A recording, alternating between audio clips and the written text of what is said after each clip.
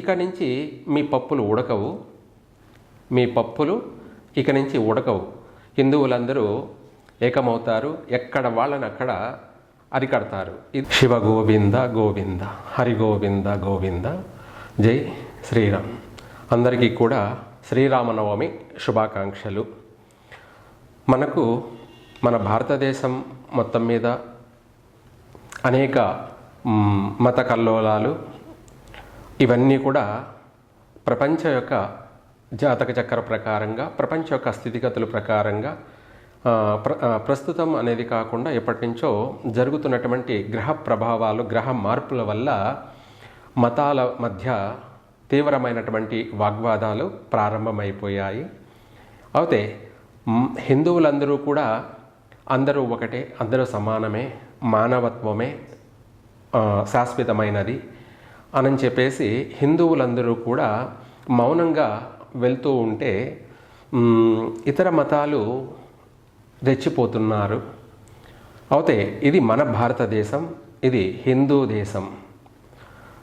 అందులోనూ మన దక్షిణ భారతదేశంలో మతాల ప్రభావం తీవ్ర రూపానికి పరాకాష్ట అని ఈరోజు నేను ఒక వీడియోలో, అంటే ఈరోజు శ్రీరామనవమి కాబట్టి శ్రీరామనవమి యొక్క అయోధ్య కళ్యాణాన్ని టీవీలో వీక్షిస్తూ ఉంటే మనకు ప్రకాశం జిల్లాను గెద్దలూరు మండలం అనుకుంటా, అరకివీడు ఏదో గ్రామంలో అక్కడ ఒక డిప్యూటీ స్పీకర్, ఆయన రాజు గారు అనుకుంటాను, డిప్యూటీ స్పీకరు అక్కడికి వెళ్ళి రావడానికి అతనికి ఒక పాలిటిక్స్, రాజకీయంగా ఒక స్పీకర్ పదవిలో ఉన్నటువంటి అతనికే ఆటంకాలు కలిగాయంటే ఇంకా సామాన్యమైనటువంటి ప్రజల పరిస్థితి. అలాగే ఇదే కాకుండా పూజారుల పరిస్థితి, హిందూ దేవాలయాల్లో పూజలు చేస్తున్నటువంటి పూజారుల పరిస్థితి, ఇవన్నీ కూడా నేను చాలా సంవత్సరాల నుంచి అన్నీ కూడా పరిశీలిస్తూనే వస్తున్నా, అన్నిటిని కూడా చూస్తూ వస్తూ ఉన్నాను. సరే, అందరిలో మంచివాళ్ళు ఉంటారు, అలాగే చెడ్డవాళ్ళు ఉంటారు. వీళ్ళ వల్ల మిగతా వాళ్ళకు కూడా సమస్యలు వస్తూ ఉంటాయి అని అనుకుంటూ పోతూ ఉన్నాము. కానీ ఇది కాస్త ఏమవుతుంది అంటే, నేను చాలా ఈ మధ్యన కొన్ని విషయాలు చూసుకుంటూ వస్తున్నాను అన్నమాట. ఇంకా కూడా చెప్పాలి అంటే నేను కూడా అనేక సమస్యలు ఫేస్ చేసుకొని, అంటే అనేక సమస్యలను ఎదుర్కొంటూనే వస్తూ ఉన్నామన్నమాట. ఇందులో భాగంగా ఈ రోజున జరిగినటువంటి సంఘటన అంటే హిందువుల పైన రాజకీయంతో కూడుకున్నటువంటి మత ఉన్మాదమా, లేకపోతే క్రైస్తవ మతం వాళ్ళు జరిపిన దాడి, ఈ దాడిలో హిందువులని తీవ్రంగా గాయపరిచారు. అంటే అది ఎట్లా ఉంది అంటే, బయట ప్రపంచ యుద్ధాలు ఎలా జరుగుతున్నాయో దానికంటే దారుణంగా కనిపిస్తుంది. అంటే గ్రామాలలోనే యుద్ధం మొదలైంది. బయట దేశస్తులతో యుద్ధం చేయించేమో కానీ మన ఇంట్లోనే కుంపటిని ఏర్పాటు చేసుకున్నట్టుగా హిందువుల పరిస్థితి తయారైంది. అలా అనేసి అందరము ఎందుకులే ఇరుగు పొరుగు వాళ్లతోనూ, అంటే మనతో కలిసిమెలిసి ప్రతిరోజు నిత్యం నిద్ర లేవగానే ఒకరినొకరు చూసుకోవాలి అనే భావనతో హిందువులు పోతున్నారు తప్ప, హిందువులు కానీ తిరుగుబాటు మొదలు పెడితే క్రైస్తవ మతం స్వీకరించినటువంటి వాళ్ళు, వీళ్ళ పరిస్థితి ఏమిటి? ఇప్పుడు మీరు చేసిన దాడే తిరిగి దాడి చేయడం మొదలు పెడితే ఎంతవరకు పోతుంది? దాడికి ప్రతి దాడి సమంజసం కాదు కదా.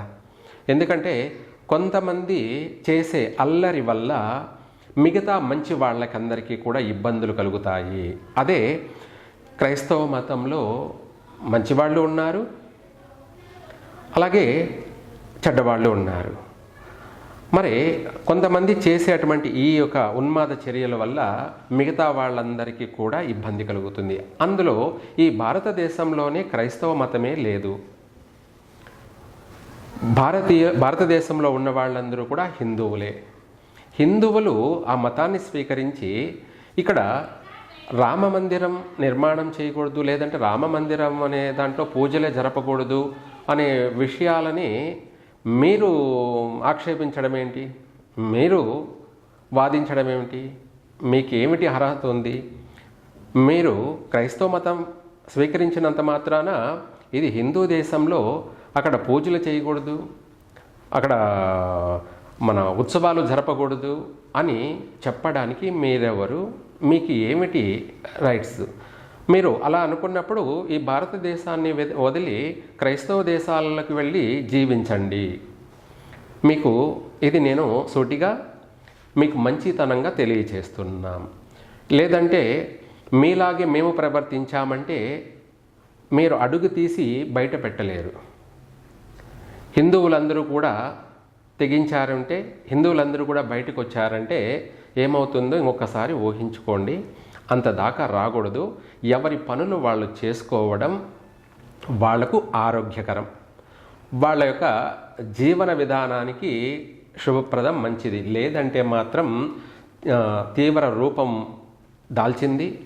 ప్రతి ఒక్క హిందువులో కూడా ఆలోచన మొదలైంది. వీళ్ళు మా దేశంలోనే ఉంటూ, మా తిండి తింటూ, మా దగ్గర సంపాదించుకొని బ్రతుకుతూ మళ్ళీ మా పైనే దాడి చేయడం ఎంతవరకు కరెక్టో ఒక్కసారి అర్థం చేసుకోండి. ఇది మా దేశం 100%. ప్రపంచంలోనే హిందూ దేశం ఇది భారతదేశం. మా దేశంలో క్రైస్తవ మతాన్ని మీరు స్వీకరించడం తప్పేం లేదు. మీరు స్వీకరిస్తా అంటే మేము వద్దం లేదు. కానీ మా యొక్క పూజా కార్యక్రమాల్ని, మా దేవాలయం, మా దేవుడిని చేసేటువంటి శోభయాత్రలు కావచ్చు, లేదంటే ఉత్సవాలు కావచ్చు, వీటి అన్నిట్లోనూ చేయరాదు అని ఆక్షేపించడం, అడ్డుకోవడం ఇది మీకే ప్రమాదకరము. తస్మాత్ జాగ్రత్త. క్రైస్తవ మతమే. ఎందుకంటే చాలా గమనిస్తూ వస్తున్నాను, అన్ని చోట్ల ఆటంకాలు జరుపుతున్నారు. నాకు కూడా ఇలాంటివి జరిగినాటివే. కానీ నేను ఏ రోజు కూడా ముందుకు బయటకు వచ్చి చెప్పలేదు. ఎందుకంటే ఎందుకులే, అవసరమేముంది, చిన్నదాన్ని గోటితో పోయేదానికి గొడ్డల దాకా ఎందుకు తీసుకురావాలన్న విధంగా మేము వెళ్తూ వచ్చాం. అలా చూసుకుంటూ వస్తుంటే ఒకడైతే బొట్టు మీదనే తీవ్రవాదం చర్యలు ప్రస్తావించాడు. వాడు బూతులు మాట్లాడుతున్నాడు. ఎంత బూతులు అంటే భయంకరమైనటువంటి బూతులు. వాడు ఒకడిని మాట్లాడితే తప్పు లేదు, అందరినీ కలిపి మాట్లాడుతున్నాడు. ఇది ఒక బొట్టు కాడికే వచ్చేసారంటే మీ యొక్క సైకోయిజం, మీ శాడోయిజం ఎంతవరకు తీవ్రం దాల్చిందో అర్థమవుతుంది. ఇక నుంచి మీ పప్పులు ఉడకవు, మీ పప్పులు ఇక నుంచి ఉడకవు. హిందువులందరూ ఏకమవుతారు, ఎక్కడ వాళ్ళని అక్కడ అరికడతారు. ఇది ఇప్పటి నుంచి ప్రారంభం జరుగుతుంది కూడా. ఎందుకంటే మేం చేసుకునేటువంటి శ్రీరామనవమి ఉత్సవాల్లో మీరు వచ్చి దాడి చేశారంటే, తీవ్రంగా దాడి చేసి హిందువుల్ని గాయపరిచారంటే ఎంత తీవ్రమైనటువంటి సైకోలుగా ప్రవర్తిస్తున్నారో ఒకసారి మీరే గమనించుకోండి. అలాగే హిందువులు అలాగే తిరిగి అందరూ వచ్చి దాడి చేస్తే మీ పరిస్థితి ఏమిటి? ఇది కరెక్ట్ కాదు కదా. ఒకరిపైన ఒకరు దాడి చేసుకుంటూ పోవడం అనేది ఎంతవరకు కరెక్టు? కాబట్టి జాగ్రత్తగా ఉండడం ఎంతవరకైనా మీకే మంచిది. ఒకడు బొట్టు గురించి బూతులు తిడతాడు, హిందువుల గురించి రకరకాలుగా బూతులు తిడుతున్నారు. దేవాలయాల గురించి మా దేవాలయాల గురించి మీరు ఏమిటి, మీకు ప్రస్తావన ఏమిటి, అవసరం ఏమిటి? మీ ప్రసాదం గురించి మాట్లాడుతున్నారు. మిమ్మల్ని ఎవరు ప్రసాదం తినమన్నారు? మీకు ఎవడు పెడుతున్నాడు ప్రసాదం? ప్రసాదం తినద్దు.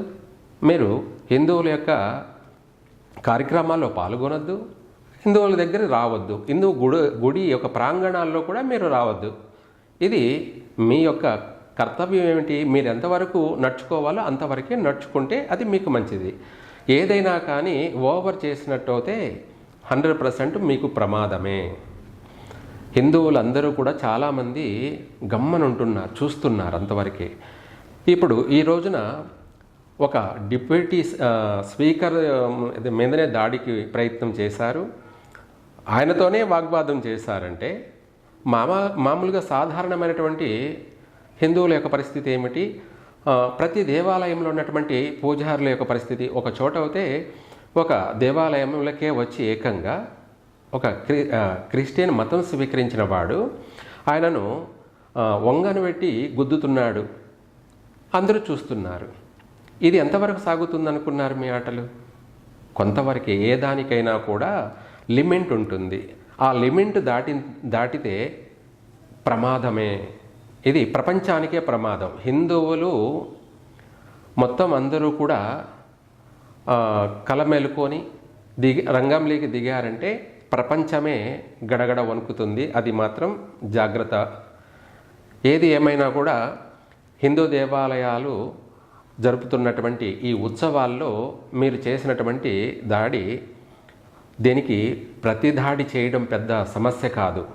కానీ అంతవరకు తెచ్చుకోకుండా ఎక్కడ వాళ్ళు అక్కడ మీరు మీ పనులు, మీ కార్యక్రమాలు మీరు చేసుకోవడం ఉత్తమం. అంటే ఎవరి పనులు వాళ్ళు చేసుకోవడం ఉత్తమం.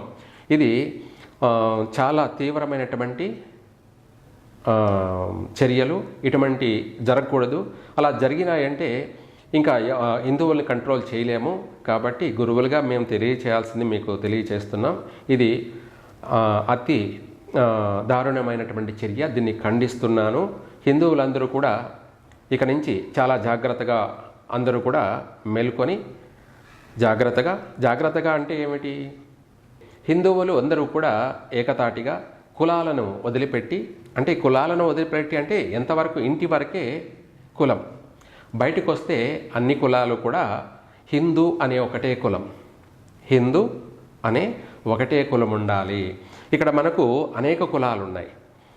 కాపులు, కమ్మలు, రెడ్లు, యాదవులు, పద్మశాలి, బ్రాహ్మణులు, క్షత్రియులు, అనేక దళితులు. ముఖ్యంగా చెప్పాలంటే మన దళితులు అంటే దళితులందరూ కూడా హిందువులే. హరిజనులు, గిరిజనులు వాళ్ళందరూ కూడా మతంలోకి కన్వర్ట్ అయ్యారు అంటే అమాయకులు. కాబట్టి వాళ్ళని చాలామంది రాజకీయంగా కావచ్చు, లేదంటే మతపరంగా వాళ్ళందరినీ కూడా ప్రలోభపెట్టి మతంలోకి మార్చారు. ఇప్పుడు వీళ్ళకందరికీ కూడా అగ్ని పరీక్ష లాంటిది. ఎవరికైనా అగ్ని పరీక్ష లాంటిది. ఇప్పుడు వెళ్ళిన వాళ్ళ పరిస్థితి తేనెలో పడిన ఈగలాగా గిలగిల కొట్టుకోవడమే. ఎందుకంటే ఇప్పుడు కోర్టు చట్టం ఎస్సీ ఎస్టీ అనే ఒక చట్టాన్ని రద్దు చేసింది. మొత్తం ప్రపంచమంతా కూడా రద్దు జరుగుతుంది. ఇప్పుడు పరిస్థితి ఏమిటి? వీళ్ళు హరిజనులు, గిరిజనులు, వీళ్ళు అమాయకులు అవుతే క్రిస్టియన్ మతం స్వీకరించినటువంటి వాళ్ళు తిరిగి వస్తే వాళ్ళు హిందువులు కానీ, హరిజనులు కానీ, గిరిజనులు కానీ, మనకు గిరిజనులు అంటే గుర్తు వచ్చేది అరుంధతి నక్షత్రం, జాంబవతుడు, ఇలా చెప్పుకుంటూ పోతుంటే చాలామంది మాతాంగి వాళ్ళ యొక్క జాతి. హరిజనులు వీళ్ళందరూ కూడా పక్కా హిందువులు అన్నమాట, కట్టర్ హిందువులు. అటువంటి వాళ్ళందరూ కూడా వాళ్ళు మతం మారారంటే చదువులో ఫెయిల్ అయినటువంటి పిల్లవాళ్ళని ఏమంటారు? జీవితంలో వీళ్ళు ఫెయిల్ అయినటువంటి వాళ్ళు. మతాన్ని స్వీకరించడం అంటే ఒక కన్న తల్లిని కాదని మరొక తల్లిని స్వీకరించడం అని అర్థం. కాబట్టి ఇకనైనా కలమేలుకొని దళితులు, హరిజనులు, గిరిజనులు హిందూ మతంలోకి తిరిగి మళ్ళీ రాండి. మన హిందూ యొక్క జీవన విధానాన్ని కొనసాగించండి. అందరూ కూడా బాగుండండి. సనాతనం అంటే ఏమిటో ప్రపంచానికి తెలియచేయండి. సనాతనం అంటే హిందూ దేశం, భారతదేశం, అది హిందువులు. ప్రపంచానికే ఇది సనాతనమైనది సంస్కృతి. అన్ని విషయాలలో కూడా, ప్రతి విషయాలలో కూడా ప్రపంచానికి ఆదర్శమైనటువంటి దేశమే హిందూ దేశం, అదే హిందువులు. ఏది ఏమైనా మీరు చేసినటువంటి ఈ యొక్క శ్రీరామనవమి రోజు చేసిన దాడి ప్రపంచమంతా గుర్తుపెట్టుకుంటుంది. తెలుగు వాళ్ళు ప్రతి ఒక్కడు గుర్తుపెట్టుకుంటాడు, హిందువులందరూ కూడా గుర్తుపెట్టుకుంటారు. ఇక నుంచి దేశ భవిష్యత్తు మారుతుంది. ప్రతి ఒక్క పండితులు, గురువులు అందరూ కూడా రంగంలోకి ప్రవేశిస్తారు. మీ యొక్క ఆగడాలని అనుక్షణం అరికట్టడం అనేది ప్రారంభం జరుగుతుంది. కాబట్టి తస్మాత్ జాగ్రత్త. జై హింద్. రాజకీయం రాజకీయమే. ఇక్కడ హిందూ మతం హిందూ మతమే. రాజకీయాలకి హిందూ మతానికి ముడిపెట్టవద్దు. హిందువులందరూ సరే, కులాలు వేరైనా, రాజకీయాలు వేరైనా, హిందూ మతం వచ్చేటప్పటికి అందరూ ఏకతాటిగా ఒకే మాట మీద జీవించండి, ఒకే మాట మీద కట్టుబడి నడవండి. ఇదే మనకు నేర్పినటువంటి సిద్ధాంతం. అలాగే సనాతన ధర్మం, హిందూ సంప్రదాయం ఆదిగా అనాదిగా ప్రస్తావన జరుగుతూ ఉండేదే. అనాదిగా వస్తున్నటువంటి దాన్ని సనాతన ధర్మం అంటారు. అది హిందూ సంప్రదాయము. ఈ హిందూ సంప్రదాయ ప్రకారంగానే ప్రపంచానికి ఆదర్శం నేర్పిస్తుంది. ప్రపంచానికి కూడా దిక్చూచిగా హిందూ సంప్రదాయమే అన్నిటికీ కూడా మూలాధారమై ఉన్నాయి. కాబట్టి ఎవరు ఏదేమైనా సరే ఇటువంటి చర్యలన్నింటినీ కూడా ఎక్కడక్కడ హిందువులందరూ అరికట్టండి, కట్టడి చేయండి. రాజకీయ కోణంలో చూడవద్దు. రాజకీయాలనేది వేరు, హిందూ మతం అనేది వేరు. అయితే ఇక్కడ హిందువులే కదా రాజకీయాల్లో ఉన్నారంటే రాజకీయంలో వెళ్ళినప్పుడు రాజకీయ కోణంలో మాత్రమే చూడాలి. అందులో పరకాయ ప్రవేశం చేసి దానికి తగినట్టుగా నడుచుకోవాలి. ఎన్ని ఉన్నా కూడా హిందూ మతానికి వచ్చేటప్పటికి అందరూ కూడా ఏకతాటిగా కలిసి జీవించండి. దీనికోసమే ఇక నుంచి ప్రతి ఒక్క సమస్యను కూడా పరిష్కారం చేయండి. అదే హిందూ సనాతన ధర్మం. సర్వేజన సుఖినో భవంతు.